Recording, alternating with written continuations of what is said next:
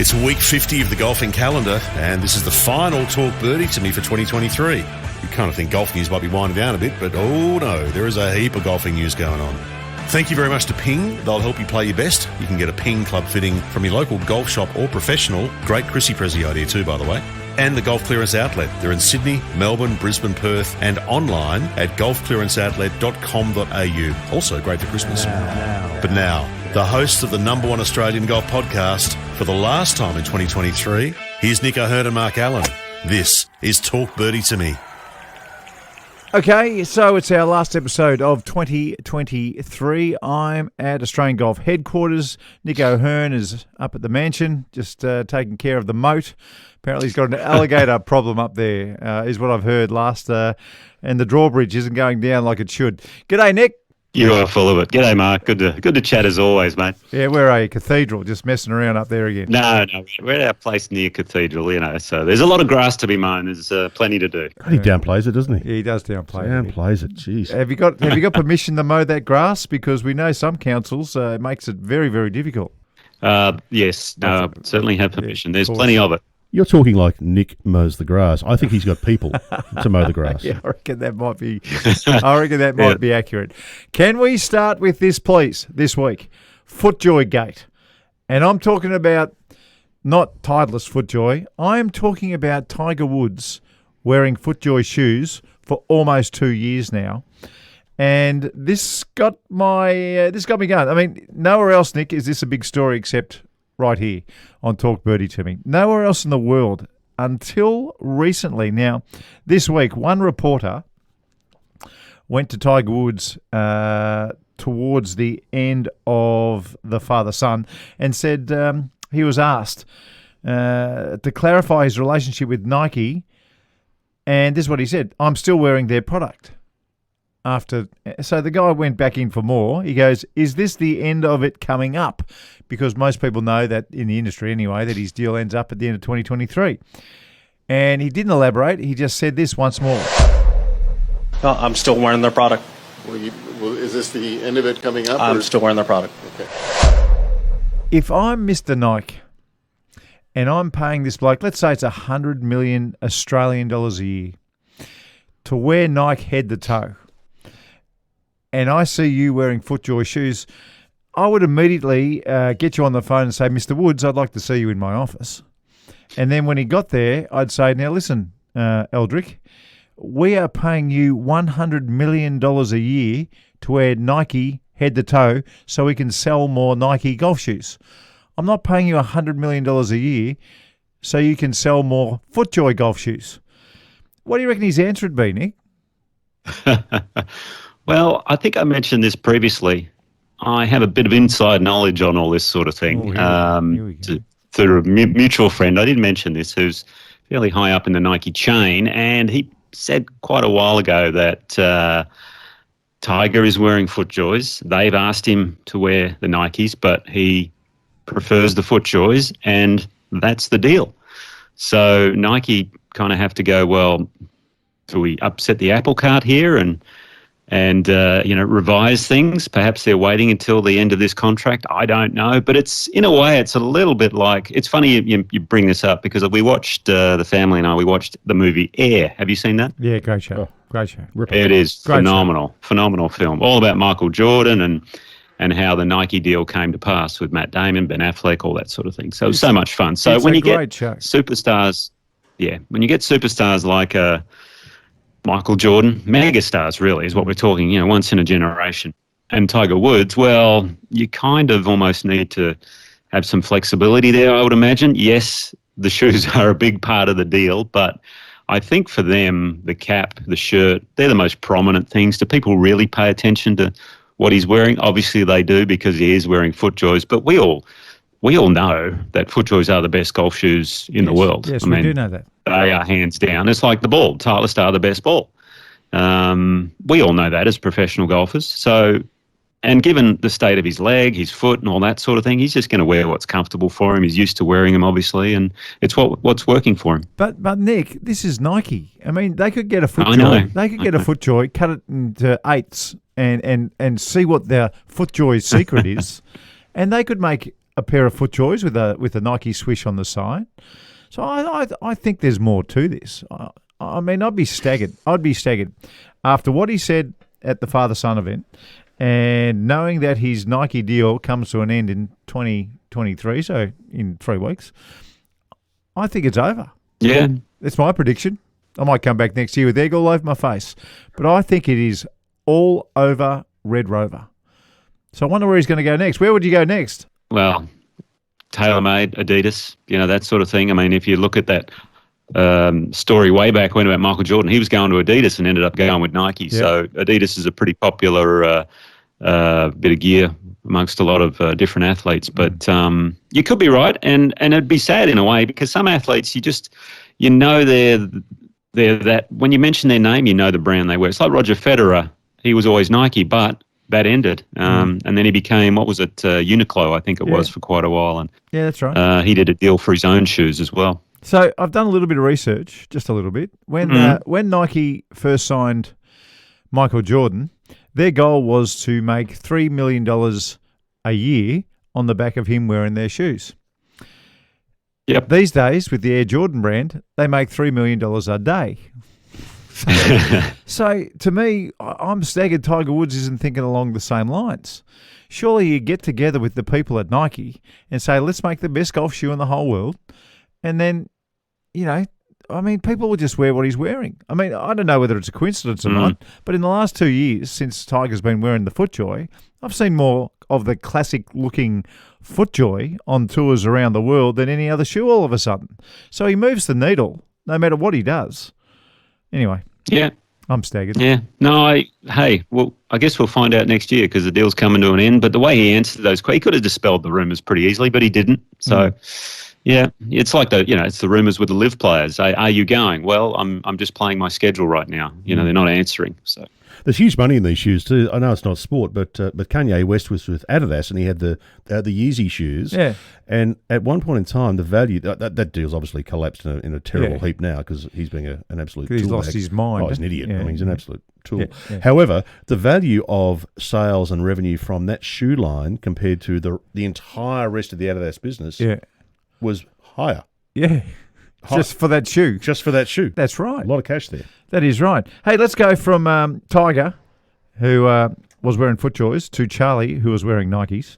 I put to you, Nick O'Hearn, that Charlie Woods is swinging better than his dad. Ooh. Yeah, I'd have to agree with you, to be honest. There's a lot more flexibility in that lower body. Tiger's swing was actually looking pretty good, but he's very bulky up top, which he has been obviously the last, 10 or 15 years, I guess you could say, but he's not certainly looking as athletic, that's for sure, through the ball. It's very much an upper body swing. Yeah. And I'm going to talk a little bit about that in the masterclass later, but you watch Charlie and it's the beauty of youth, isn't it? What is he, 14, 15 years old? And that lower body through the ball is impressive.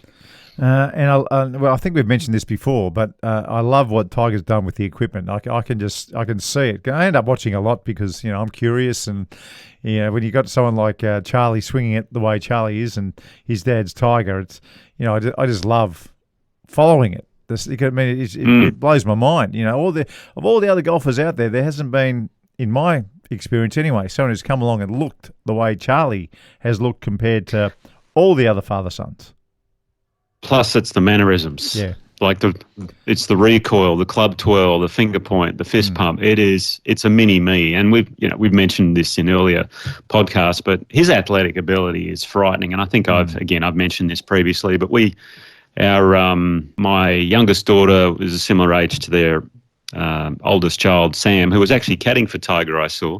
So the kids used to hang out together and we'd get together post what happened, obviously, between Tiger and Elin. But and I'd play some odd ball sports with Charlie in the backyard, and this kid was phenomenally gifted. Phenomenally gifted. A good soccer player, they tell me. Soccer player, basketballer.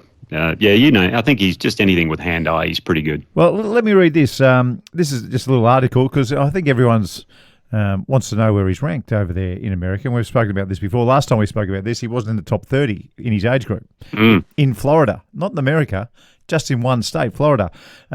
this was in an article I read. Charlie is ultra talented while he is still newer to competitive golf. Think about that. I mean, he's been playing since he's 12 competitively. The opportunity to excel long term because of the wealth of experience he can tap into and the opportunity to learn from the greatest of all time on how to play and prepare. There's a fair bit going. It says up here that Charlie is ranked 80th overall in high school. Remember, high school in America, it's only the last 4 years of his schooling. And he's a freshman, so he's in year 9. He was the 9th ranked freshman in Florida. So he's moving up the ranks, but he's certainly not that's number good. 1. Yeah, that's much better.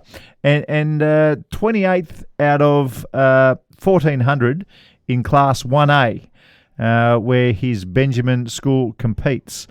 So that gives you a bit of a real bit of insight into the depth of golf in America, that there are that many kids better than Charlie Woods, the way he swings the club, the experience he's had, the fact that his dad's the best player we've ever seen, ever, in my lifetime anyway. I kind of caught the end of Jack, but I've never seen anything like Tiger in any sport. Yeah. Except maybe Djokovic. And I think at that age, really, he's 14 years old. Let the kid just play, have a bit of fun for a while, and then when he gets to college, have another look at it. But the scores he's shooting is actually, it just goes to show you how good these kids are now because, some of the scores he's shooting are in the mid-70s, but he's also shooting best score of the year I saw or read was 66. I mean, that's impressive as a 14-year-old. I don't know the first time I shot in the 60s, but certainly wasn't when I was 14. So give it time, and he's got the best mentor ever, if you ever wanted one. Yeah. In a golfing sense, the only thing I worry about with him is that just got to be careful he doesn't get a little too cocky, too early. So just kind of watch how that goes because that can sometimes lead you down paths which you don't want to go. I wouldn't be surprised if Tiger knocks the crap out of him for that sort of stuff. I think he'd know. I think he'd know. Hey, just on kids and why in America they're so good. One, they're playing tournaments when they're about 8 years old. 2, and this is just an example from my tech team at Texas Tech. Everybody on scholarship at Texas Tech lived on a golf course when they were a kid. Everybody. Mm-hmm. Some of the walk-ons and some of the players who came through didn't, but everybody who had a scholarship in the late 80s at my college lived on a golf course. And Nick, you would have seen that firsthand. You've seen what country club life is like for girls and boys who play golf. I mean, they go to school and they just turn up in the driving range, don't they? Yeah, well, Tiger lived next to the range where we were in Arworth, and I think a lot of the accessibility over there is incredible. There's so many gated communities they have, especially in Florida, but throughout the country where you just grow up on a golf course and it's awesome. We don't, you can do that a little bit here in Australia, but not as much as America. And just through sheer numbers, I mean, what do they have? 10 to 15 times the population of what we have here in Australia. So through sheer numbers, you're just going to get some phenomenal little talented kids. And our biggest strength here in Australia was the coaching programs where we taught, we were very technique based, I think, and had really good fundamentals. And over there, they've learnt that, I think we need to go down that path as well. So they're getting the best of both worlds now. Sheer numbers plus the coaching has improved so much through looking at models elsewhere in the world, like here in Australia. It's time to talk about LIV and the PGA Tour. This won't go away for quite a while, but a lot of people asking questions why other players haven't been announced as yet. Greg Norman keeps on saying that more are going to be coming over. One of the reasons, Nick, that John Rahm was happy to go early is because he won the Masters last year and he's got 4 more years of lining up straight into the majors and also his world ranking. But some of the other players who are rumoured to come across to LIV, they haven't won a major. They're very big-time players, but they haven't won a major. What do you reckon they'd be doing before the very first tournament in Mexico for LIV? What do you think they're going? I mean, if they've got an eye on LIV and an eye on their bank balance, what would be the most important thing for them to do first before coming across to LIV? Well, it's all about world ranking points, isn't it? And trying to get in that top 50 for sure. And checking the schedules out here on both tours. The first event at LIV is the first week of February. So before that, on the PGA Tour, there's the Century, which is the tournament winners one. So for a lot of those, a lot of the players. They'd probably be in that one. And then you've got Sony Open in Hawaii, the American Express in California, and then Torrey Pine. So you've got, 3 to 4 events that these guys can play. And if they play well in, just top up that world rankings. Just go, yep, okay, I've solidified my spot for this year and maybe even for the following year. And then perhaps they go across and sign those big contracts. I mean, I was reading throughout the week, Norman said his phone has been blowing up from about 8 to 12 players apparently asking, how do I come across? Rahm said in an interview he's sort of laying low until February. Apparently he's under strict instructions. I don't know who gave him those instructions as to not do too many interviews, but he was obviously giving an interview at the time when he said that. But and then I also saw a couple of things like, because Rahm was talking about, let's make these things 72 holes, not 54. Taylor Gooch sort of got in on the conversation, but it's not going to change. I mean, LIV is 54. I mean, LIV is Roman numerals 54. So unless they want to change it to a different name, I'd say it's going to stay that way. But there's going to be a lot of back and forth going on, I think, throughout the month of January. And then once the schedule's set, we'll see what happens, because Rahm, remember, he has a new team. They've added the 13th team, so he needs 3 players with him. And I guess I'm sure quite a few of those players on the PGA Tour are just maybe sending John an extra Christmas present right now. What do you think? Yeah, I reckon you're spot on. Comment on the socials this week from James Matthews, who says Xander Schauffele is a certainty to go to LIV. What do you think? If I'm Xander Schauffele and I've been offered, let's say, 150 million, because the money it'll get stupid now. I would back in that both the PGA Tour and LIV are going to dance. They'll dance together at some stage. This money will never be there ever again once they start getting together. So if I'm Schauffele, if I'm Cantlay, if I'm anyone else who hasn't won a major, and I'm trying to top up my world ranking points early in January to make sure that I get in this year's majors, I'm taking the cash straight away, because I really do think that LIV and the PGA Tour and the Saudis and Tiger and everybody will get together and they'll make it work. They will make it work, and I reckon in 2025 we'll all be dancing together. And the people who signed the contracts will have a boot full of cash, and the ones who didn't, they'll still get a boot full of cash. I'm sure it'll happen. What would you do, Nick? Well, this deadline, what is it, a couple of weeks away? Yep. December 31st or whatever it was, that they were going to make some sort of announcement. That'll be a postponement, I'm assuming, of some sort. I did see during the week Joe Ogilvy, who's a former tour player. I don't know if you remember Joe, but actually, you know what? I reckon you and him in a bunker competition would be fascinating, because he's one of the best bunker players. Nick. He's one of the best bunker players I've ever seen. Wash your mouth out with soap, please. Please. Put him on a plug line on a downslope, landing the ball on a downslope on a fast green, and let's see how good he is. Well, I can't remember him hitting out of a bunker and 2-putting. It was always an up and down from Joe. The other thing I loved about Joe playing with him was that he's one of the fastest players you'll ever play with. It was brilliant. I like him.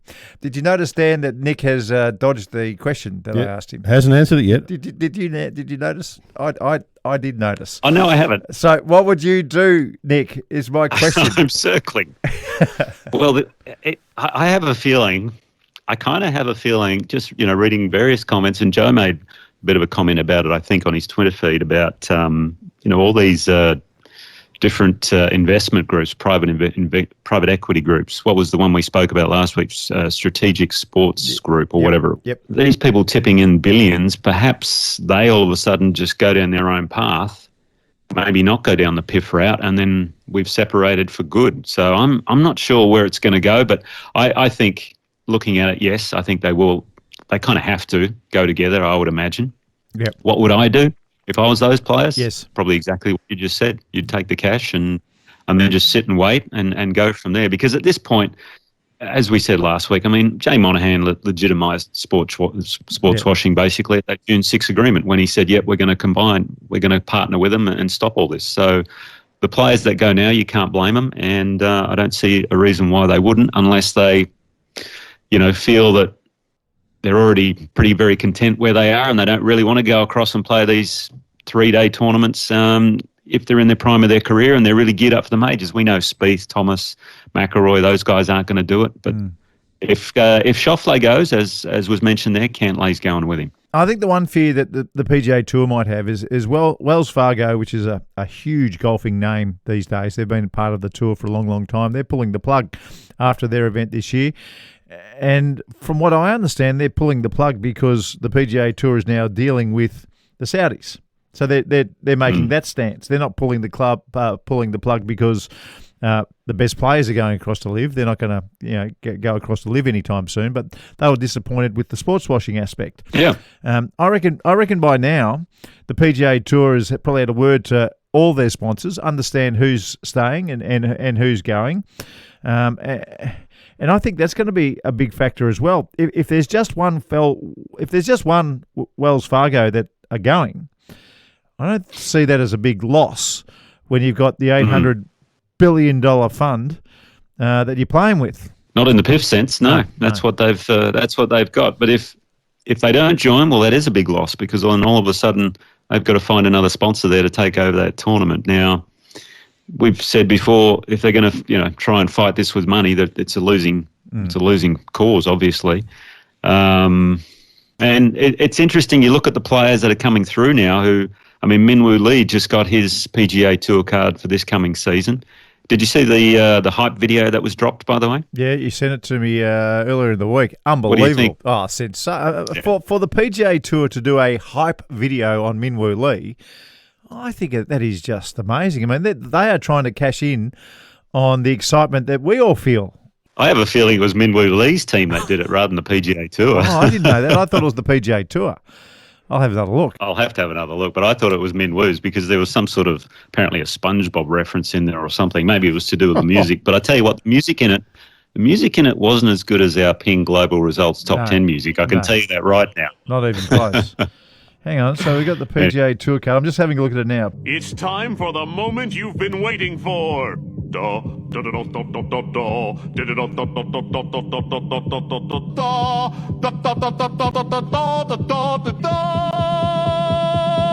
Preparing the PGA Tour card. Drop that thing, Congo! Your seatbelt, 190 mile ball speed.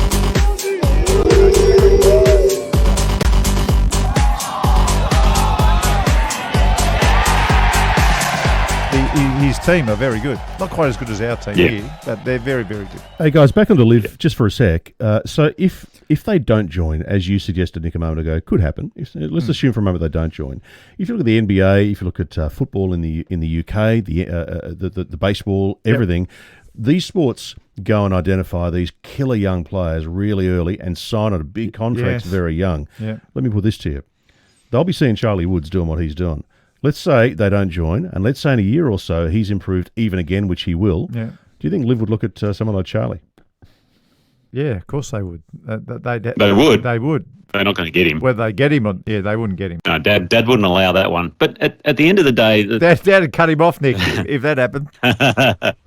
I think the people that have the most power right here is the four majors, because at the end of the day, that's what golf is all about. The history, everyone knows the number, right? It's Jack's 18 majors, it's Tiger's 15, it's whatever. Go down the list. They're the things that as golfers we all play for. If you're growing up, what did you want to do? Well, you wanted to win the British Open or the Masters or whatever, one of the four majors, or the Australian or your National Open, something like that. So if they come into the argument, and with the Masters especially, I don't think they're going to. I don't think they're going to play ball with them. The R&A, the USGA, and is it the PGA of America run the other three? Well, we'll see what happens there. So it's going to be a fascinating year or two coming up, that's for sure. We thought 2023 was big, but I think 2024 could be even more chaotic. And by the way, the more I think about the Grand Prix of golf with the four majors and the Players' Championship and the 4 or 5 best tournaments in America, just off their normal circuit, and then the Australian Grand Prix, the Irish Grand Prix, the Scottish Grand Prix, the China Grand Prix, Japan Grand Prix, maybe about 16 of them. The more I like the sound of that, where we're getting the best players in the world together much more often. And I could imagine it here in Australia, Nick. I mean, I know our tournaments are in November, December, our big ones. But my God, if we put the Australian Open in February, straight after the Australian Open tennis, and then you had the Australian PGA before it, the Australian Masters, or maybe a Sandbelt Classic after it, it would just line up. You know, we'd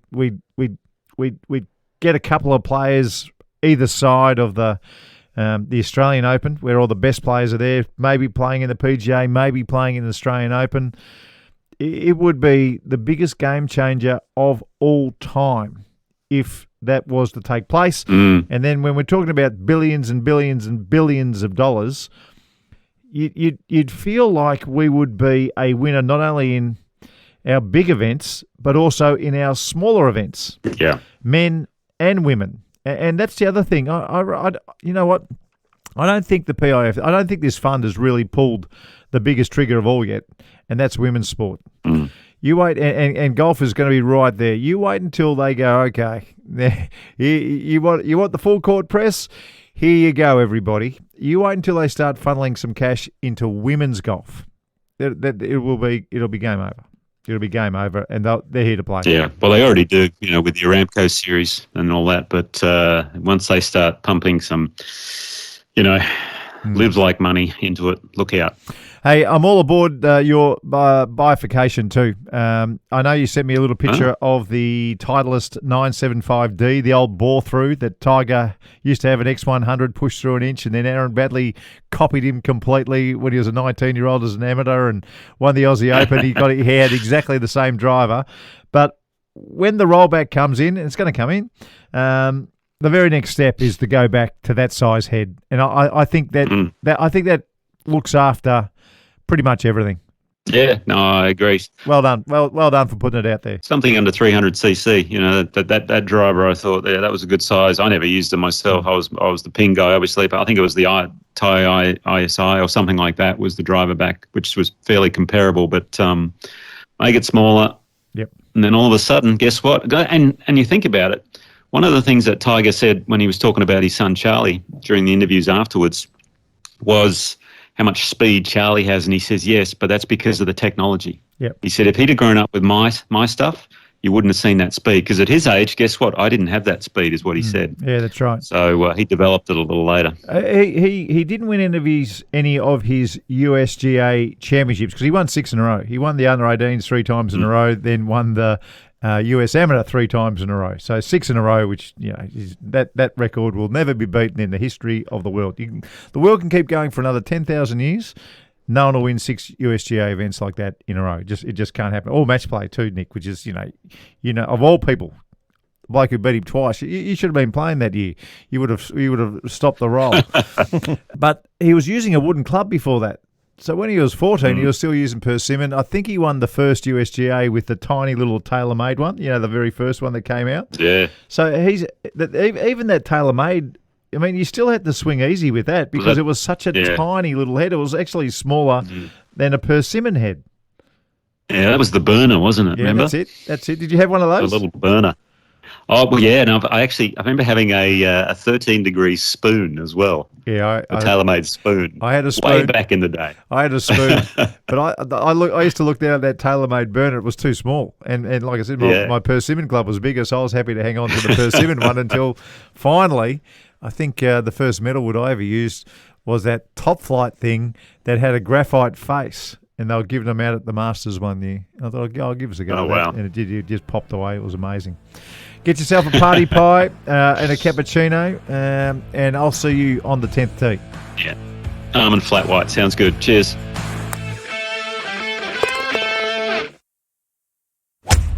Like the podcast?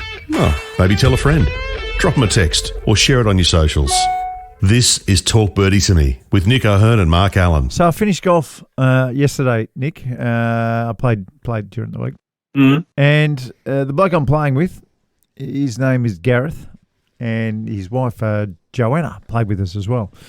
Gareth tells me to have this drink, all right, because I love golf club drinks. They're very different than anywhere else, all right? Oh, yeah. There are some people who have ginger beer and milk at my club. What? Ginger beer and milk. That's ridiculous. We used to have Coke and milk back in the day. That was the brown cow. I don't know if you never that one. No. I've had a brown cow, but it's very alcoholic and not bad after a big night. The brown cow I know. Okay. But anyway, this bloke goes, do you want any, he goes, I'm thinking, what do I want to drink? And, I'm thinking, what is it, the lemon, lime and bitters or soda and bitters or whatever it is. He goes, have a grapefruit juice and tonic. Okay, right, I'll give this a go. Okay. I'm now hooked. I am now 100% hooked. It's like having a fruit tingle, a drink, and there's no sugar in it. It must just, it's very acidic. I think tonic has a bit in it, doesn't it? I don't know. So does tonic have that in? Does tonic have sugar in it? Well, I don't know what it has in it, but I don't think it's that good for you. Although I had a G&T last night, so anyway, I'm on your train. I didn't have the grapefruit juice though. Is there a day you go without having the drink, Nick? Your G&Ts, wines. It's the festive season. You don't mess around, do you? Well, when Jeeves the butler brings the drinks to him all the time, that's what happens. Oh dear. I'm joking. Have you got some feedback for us, Dan? Oh, have we got feedback? Here we go.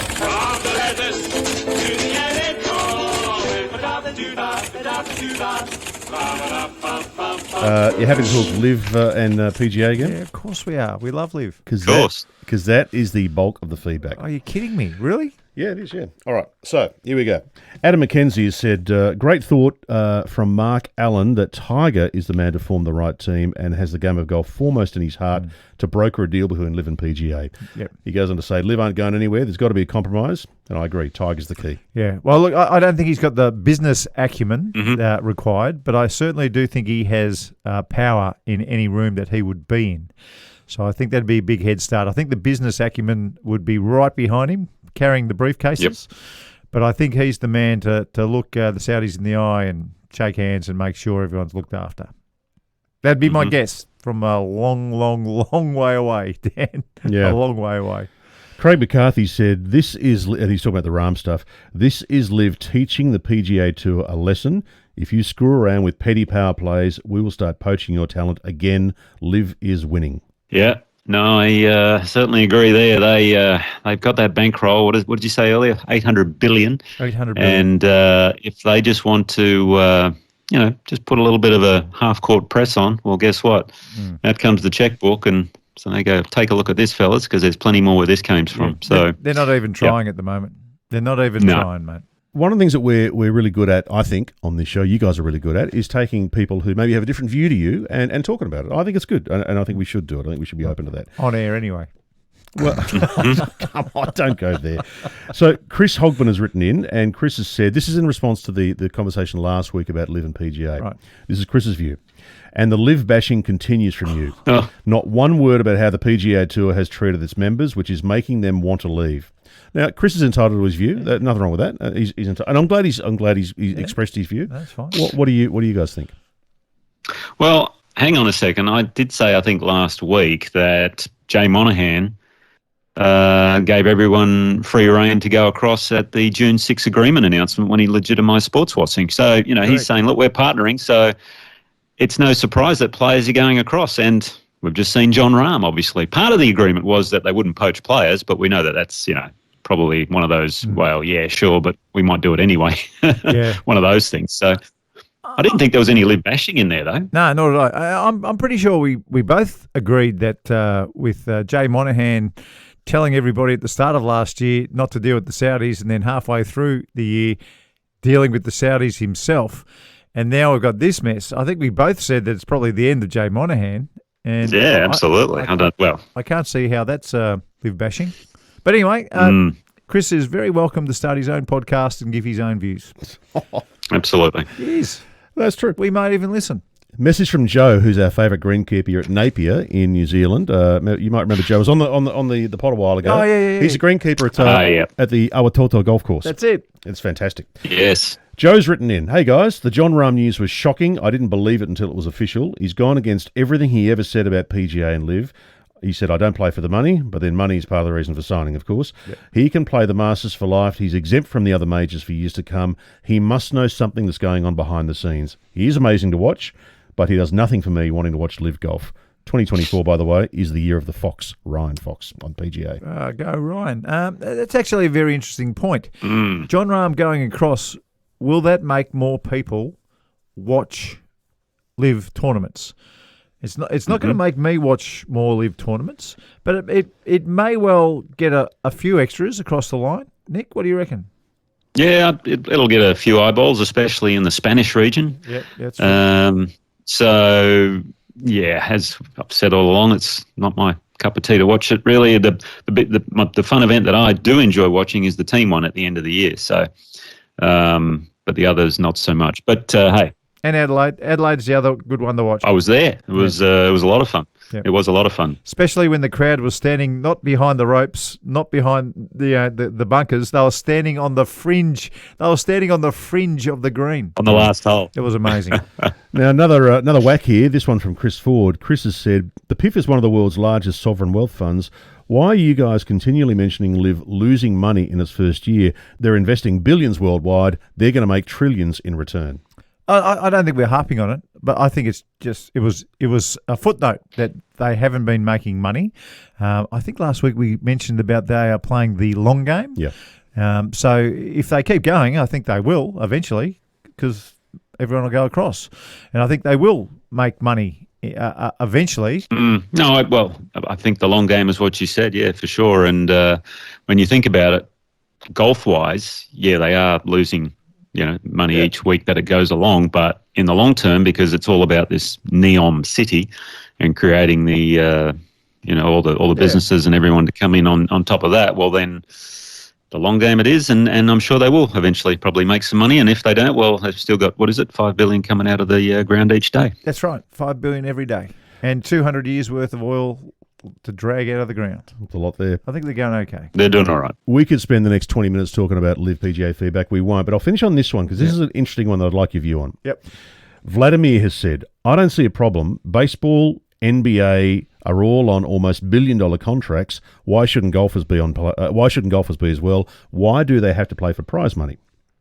Why do they have to play for prize money? Yeah. That's an interesting point, actually. But then there's no incentive to win, is there? That's right. So at the end of the day, you're playing for a prize, whereas in the NBA, and they're all on guaranteed contracts, and that's why I actually don't like watching regular season basketball and baseball games, because there's so many of them, 162 baseball games, 82 basketball games. It only gets interesting when you get to the playoffs. Yeah. At the end of the day. Now, golf-wise, it's a different story because you have all these players coming through who obviously wouldn't be on any guaranteed contracts, so they need to work their way up and try and beat everyone else, and the prize at the end of that is a nice check. But, depends if you're playing for the money or the trophy. Yeah, it's funny because in a team sport, the better you play, the bigger your contract becomes, and in a way that is pay for play. Golf's always been the better you play, the more money you get. But I think in team sport, it's just a little bit different. You become more valuable as a player because of your input into the team, where in golf, there's no input into any team, except for LIV Golf. I think individual sports are just different. Tennis is the same. Whereas if you go, cricket and football, whatever it is, it's a different setup. Yep. Now, we've got someone who wants to apologise here. Oh. Dazzler. Hey guys, great episode again last week. The Rahm chat was very interesting. Nick, I want to apologise for giving Marco credit for suggesting the smaller driver head for the pros. Yes, thank you.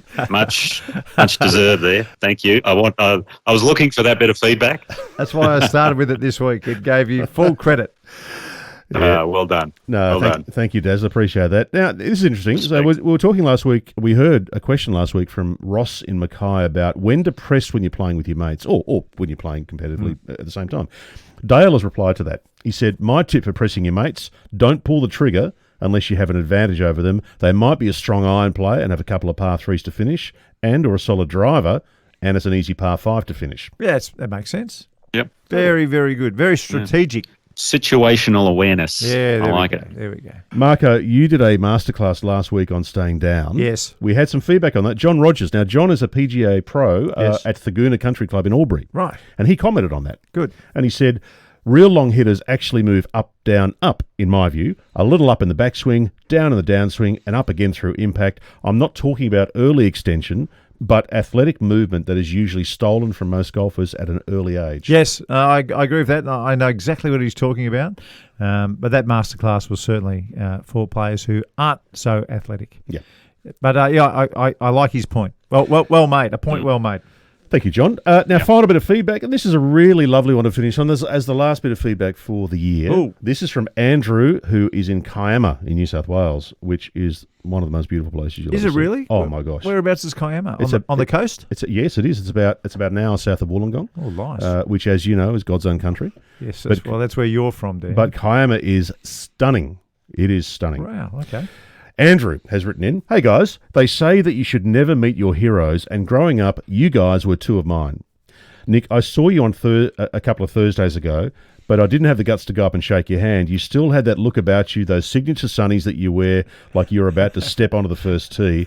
However, I was so impressed with how you found Danny and Darcy on the third tee after her mishap on the previous hole. You just gave us some reassurance in herself, and I thought that was pure class." Oh, isn't that nice? Oh, very nice. Thank you, Andrew. Yeah, it's funny.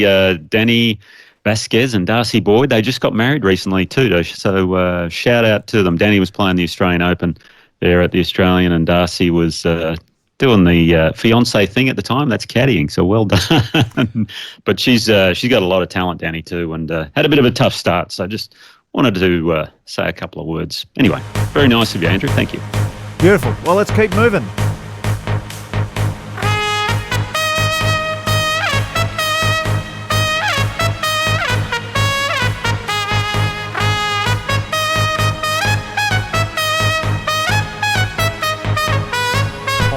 Hairs on the back of my neck, standing up. Yeah, I'm not going to even talk about it, even though I just did. Okay. The Ping global results. And we're going to start locally this week because that tournament we had last week on the Sandbelt, the Sandbelt Invitational, what an event it was, Mark. How brilliant was it? Isn't it? It wasn't covered so well in the press, but certainly people who are in the know followed along. And what happened? A hole in one on the 16th hole. It was unbelievable. After a birdie on one of the hardest holes on the course at Royal East. Yes, Daniel Gale had a 4-shot lead going into the final round over the first.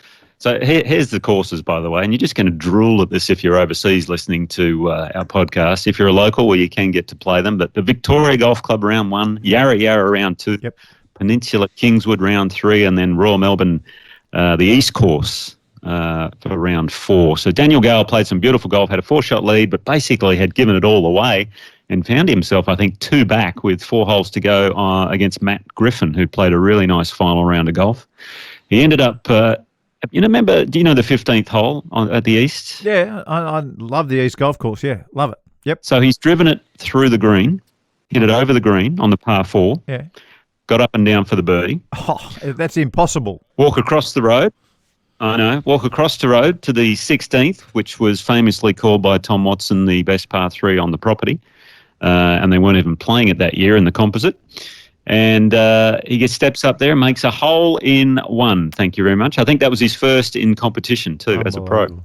Unbelievable, wasn't it? And then he parred the last 2 holes, rolled a nice 4-5 footer in for the 1-shot win over Matty Griffin. So spectacular finish there by Daniel Gale. On the women's pro side, Robin Choi had a 1-shot win over American Heather Lynn. The amateur from the women's section was won by Jazzy Roberts, who we've actually seen on some of our WPS events here in Australia. Fine young player. She had a 5-shot win over Emma Hammett, who's off a +5 herself. So pretty impressive. Jazzy actually finished tied 7th in the overall tournament too, so incredible there. Men's amateur, Phoenix Campbell, had a 3-shot win over Quinn Croker. So a great result for Phoenix, and he finished tied 5th in the overall tournament as well. So well done to Mike Clayton and Jeff Ogilvie and his foundation for the golf tournament. They did an outstanding job. I was out there actually caddying for Jordan Zunick at Peninsula Kingswood on one of the days just to keep an eye on what he was doing, and I tell you, they ran it very, very nicely. It was a well-run tournament. Can I ask you a question, please, Nick? If Victoria, because we know we've got in Adelaide, we've got the big LIV event, which is a nice balance. In Queensland, we have the Australian PGA. Sydney seems to have a hold of the Australian Open. It gets it most years. If Melbourne was to get a tournament back, a big-time tournament, would you prefer the Australian Masters to make a comeback, or would you prefer a Sandbelt Classic style tournament to come back? Which way would you go? I was a member at Huntingdale for 30 years, so it's very close, but I think I'd rather the Australian Masters. But the idea of showcasing the Sandbelt every year to the rest of the world is very appealing. Yeah. Well, why can't we have both? I mean, that'd be nice. Okay. If you had to choose one, I mean, the Masters has the history there. Remember the Golden Jackets? That's a lot of fun.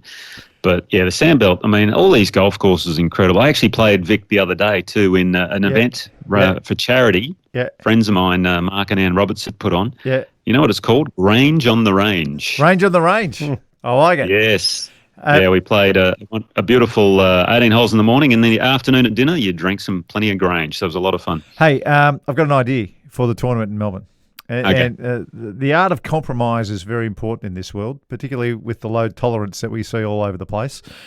How about, don't worry about the Australian Masters or the Sandbelt Classic, how about we have the Sandbelt Masters? Oh, there you go. Boom. Okay. Combine it into one. Both concepts. We get the yellow jacket come back. We get the big trophy come back. But it's the Sandbelt Masters. I'd love Royal Melbourne to be the focus every single year, the composite course, because I think it is the best golf course in the whole world.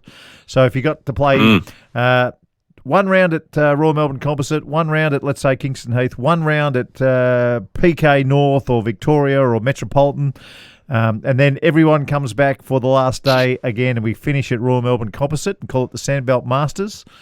I reckon you get a lot of players coming down to play in that event.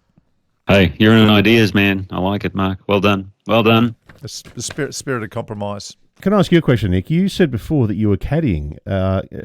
So for a bloke who was the world number 16 to caddy, that's fantastic, I reckon. Do you do that? Do you do that often?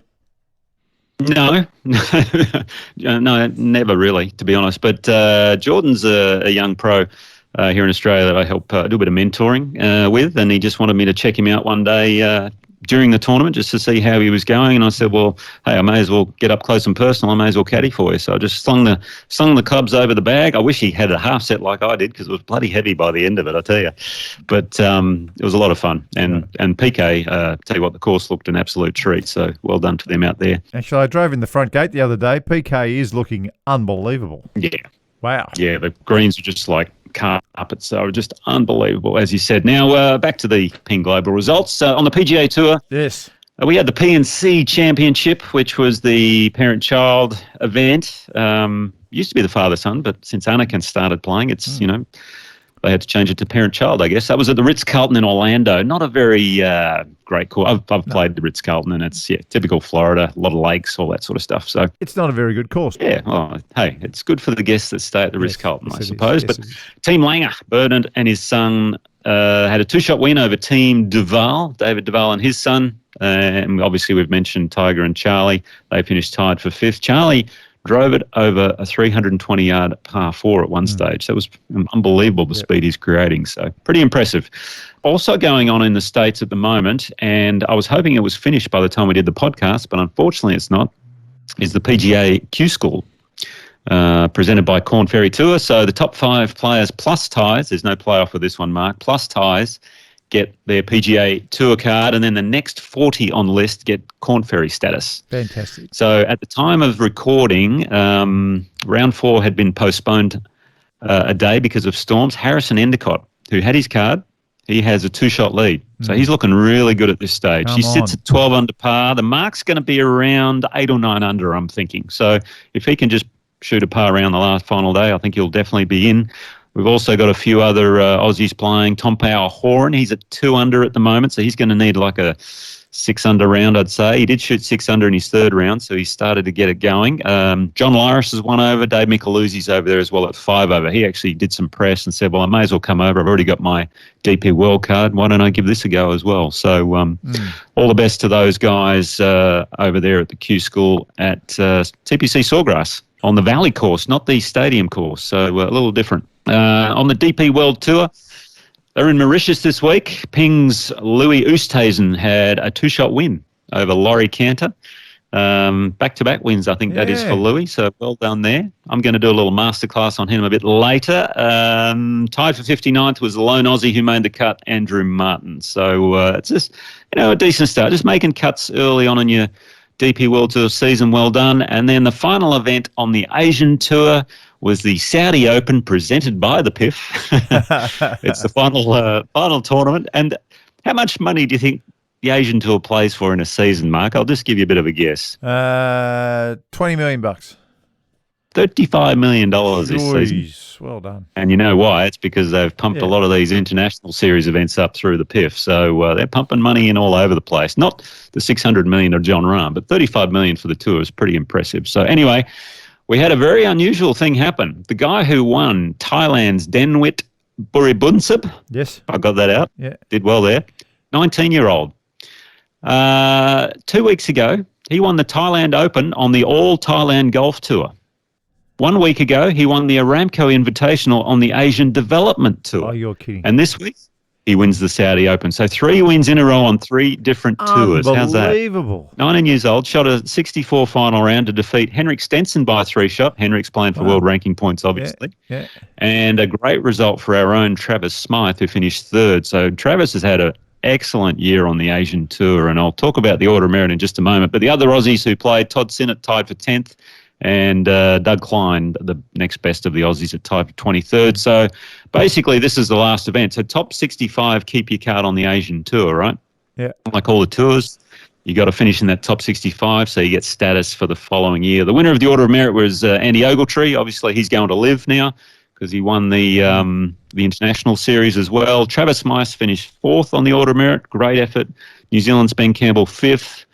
But around that bubble mark, Scotty Henn was 64, just kept inside. Unfortunately, Doug Klein just finished outside at 67. But a lot of guys like Zach Murray, Jack Thompson, Todd Sinnott, they all keep their cards for next year. So really good efforts by those guys to play well on the Asian Tour all year, because it's a pretty tough tour to play week in, week out, especially with all that humidity. Mate, it is a tough existence. I don't know about you. The times I played in Asia, some of the hot places, you'd throw all your clothes away at the end of the week. They were useless. Yeah. Singapore, Kuala Lumpur, Thailand, you name it. It's just unbelievable. You want to lose a bit of weight, go play the Asian Tour, because what will happen is you'll probably get a bit of Bali belly at one stage as well. So anyway, but that's the final Ping Global results for the year. Beautiful.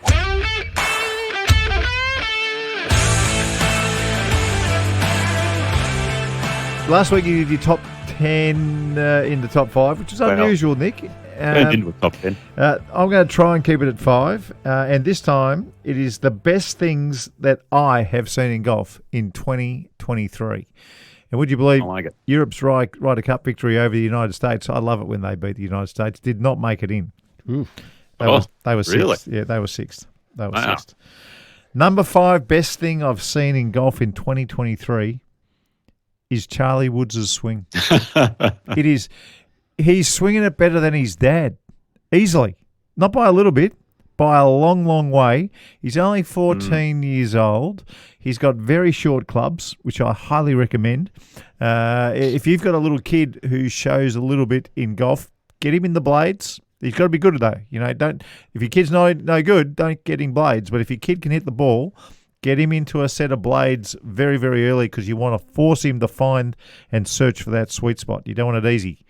But Charlie Woods' swing, my God, it is as good as I've seen. This performance in the Solheim Cup of Segunda. What's her first name again, Nick? Segunda? Carlota Segunda. Thank you. Her efforts in the Solheim Cup in her home country were enormous. If you happen to be watching it, you know what I'm talking about. Everything she did, particularly the shot on the last to win the lot, was... Well, she was my number 1 top 10 shots of the year. Yeah, there you go. So the footage is amazing. There you go. It is incredible what she did. So if you haven't seen it, it was very, very good. Number 3, 4 Australians to get 4 of the 5 cards. Yes. On the Champions Tour. That just still, it blows my mind. We were celebrating Richard Green. We used to celebrate when Peter Senior won it. I think we even celebrated with Dave McKenzie got on.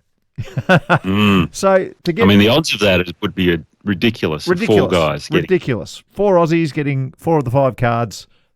Unbelievable. It'll never happen again. At number 2, he's gone the LIV. But Jon Rahm, the way he played, I've got here the back 9, but I reckon it was probably the last 12 holes. He had a lead, and quite often we always talk about it, the lead gets chopped away. Not for Jon Rahm in this Masters. That last 9 holes of golf was just foot on the throat golf. It was perfect. Yeah. And you know whose foot he had the throat on? Brooks Koepka. Yeah, Koepka. Final round in that pairing. It was 2 alpha males, and Rahm was the beast. Oh, that's exactly what he was. He was a beast. Nothing, no hint of any backing up. It was so beautiful to watch. And at number 1, well, I probably paved the way for this kid, really, when we're talking about college careers, because he's the number 1 at Texas Tech. Oh, here we go. He's the number. He came Ludwig Aber. I'll even say his name right. He wins the very first ever college exemption onto the PGA Tour. Then he goes on and quickly wins in Europe. He plays so well that he gets a spot on the Ryder Cup team for Europe and performs well and helps them beat America. And then he goes on and has a win also in the United States. But the way he does it, the way he swings, I've never seen anything like this player. So he's the best thing that I've seen in golf in 2023. And who paved the way for him? I did.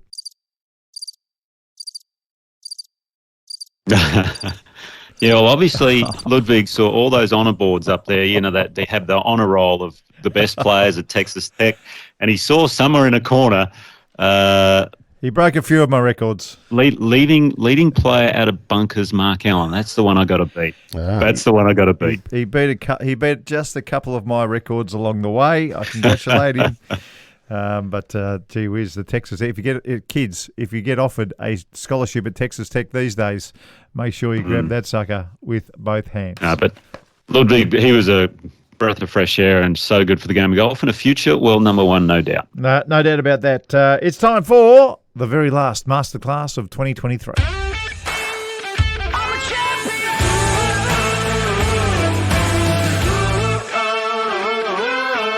This week, if you watch the DP World Tour event in Mauritius, where Louis Oosthuizen had a 2-shot win over Laurie Cantor. Now, I used to love playing with Louis back in the day because everything he does is just so effortless and graceful. And you think, I remember playing with him at the Houston Open one year, and I've piped my drive out there pretty good. And I know I'm not a long hitter, right?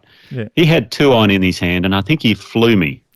My driver, he hit 2-iron. And I thought, oh my gosh, where does he get the power from? Because he's not a big guy.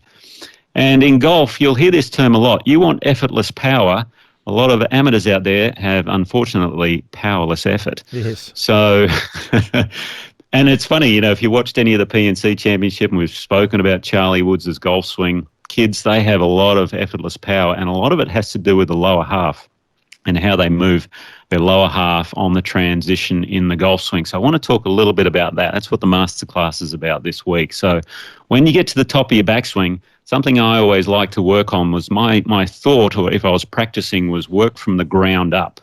So usually with the backswing, you sort of club moves away first, then the arms, the upper body and everything. It's very much an upper body sort of move, but the downswing, or the through swing as I call it, work from the ground up. So it's really from the lower half. That's where you want to start the transition. And what that creates is a bit of lag in the golf swing, and you get that effortless speed through the ball. And one of the drills I used to do, and I'll post a video of this on socials later, but I get the driver out, tee it up as you normally would, and then as a right-handed golfer, move your left foot back to your right, make your backswing, and just before you get to the top of the backswing, you step into the ball, and all of a sudden you're creating this really good lag in your golf swing. Now, the other thing with this is, at setup, just have a nice soft grip and make a slow takeaway. We've spoken about this before, Mark. If you take a nice slow backswing, guess what? You're going to build momentum and speed through the ball. So you'll create this effortless power. I love the way Louis does it. And if you watch some of these young kids these days, they're creating it as well. Some of them are going out a bit harder than I would. However, they are creating effortless power. So that's what this week's all about.